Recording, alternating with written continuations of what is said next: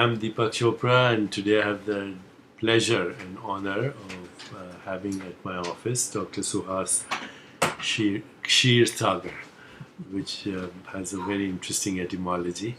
It means the ocean of milk, right? That's correct. That's correct. And Dr.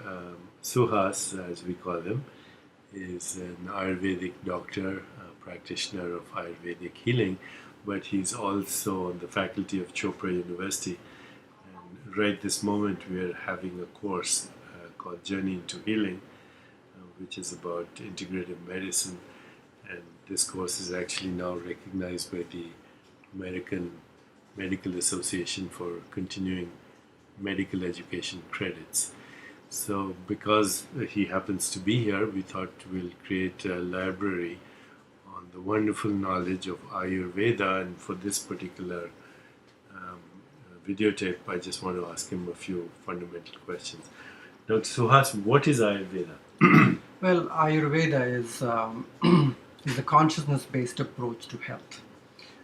We can say it's one of the most ancient and most comprehensive system of healthcare that exists today.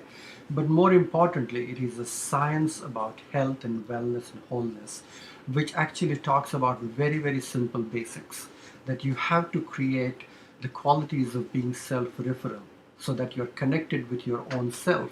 So from where you are able to manage everything else, who you are, what your body type is, what your lifestyle choices are, how you process your emotions, how you remain content in your life, how do you interact with all the different fundamental qualities of the nature around and still maintain a degree of balance.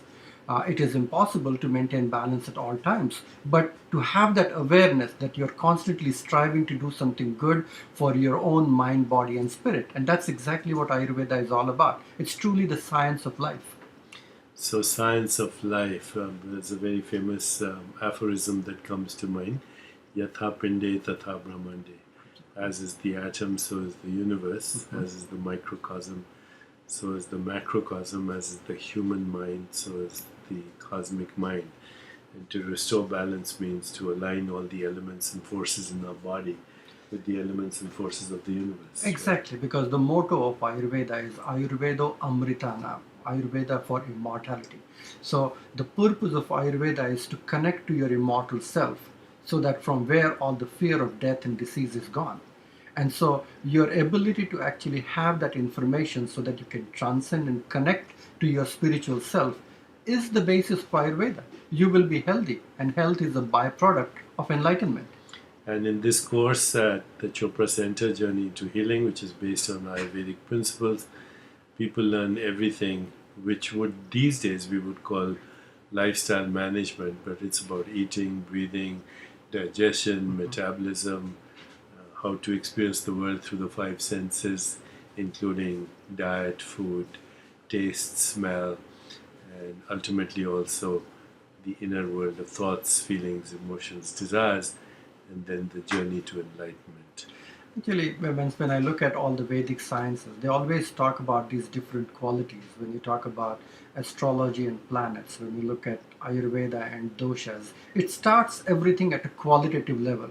This is wind, this is air, this is space, this is vata, this is pitta, this is heavy, this is light. So you meet and create an awareness at that qualitative level and go beyond that qualitative awareness. From there, where you are able to manage everything. And we use this term called saguna and nirguna. Saguna is you understand everything with the qualities and try to understand where you can take yourself beyond the realization of those qualities. So you would say that Ayurveda is basically the science of experience rather than the science of measurement. Ultimately, we do measure, of course, results, evidence-based as it's called, but the quality of experience determines the quality of well-being. You're right? Absolutely right, because the experience changes, because one can see something which is this way, the other can see something totally different. Because the experience is not objective based what I look at, it's how you look at it. And so when there are two different point of views to create that experience, then we should value our experience more so than what is the quality of that.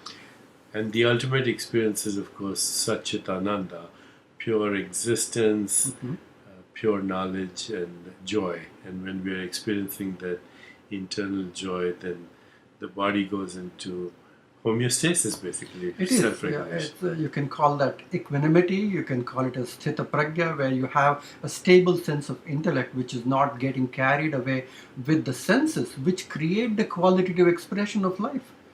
So we call our senses as illusion at times, and to a certain extent, those are the ones who create qualities, and we crave for those qualities over and over again.